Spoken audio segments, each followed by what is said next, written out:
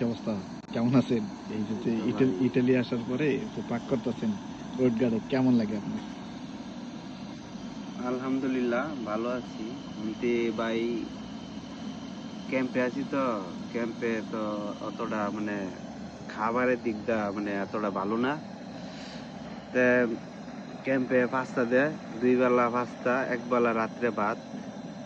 ওই ভাতের সাথে আপনার সস দেয়, খালি মুরগি ভাগ করে, ভালো লাগে না।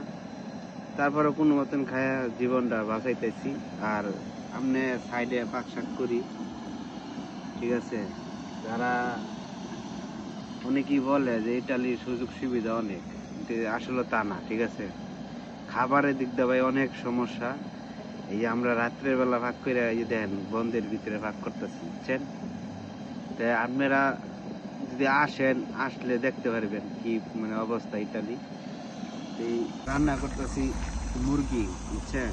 আজকে মুরগি রান্না করতেছি। বলতাম না যে আপনারা আইসেন না, ঠিক আছে। আসেন, আসেন, ইটালির সুযোগ সুবিধা আছে, বুঝছেন। কিন্তু আপনার ক্যাম্পে যতদিন থাকবেন কষ্ট করতেই ততদিন, ঠিক আছে। আর ক্যাম্পেতে বাইরে হলে তো আপনার পরে বাসা নিয়ে থাকতে পারবেন, যেটা মন চায় এটা খাইতে পারবেন। তে যতদিন ক্যাম্পে থাকবেন ততদিন কষ্ট করতেই হবে খাবারের দিকটা, বুঝছেন। এমনি ক্যাম্পে সুযোগ সুবিধা আছে, কিন্তু ওই খাবারের যে কষ্টটা এটা বুক করতেই হবে সবাই। সবাই ভালো থাকেন, আজকাল লেগে অতটুক।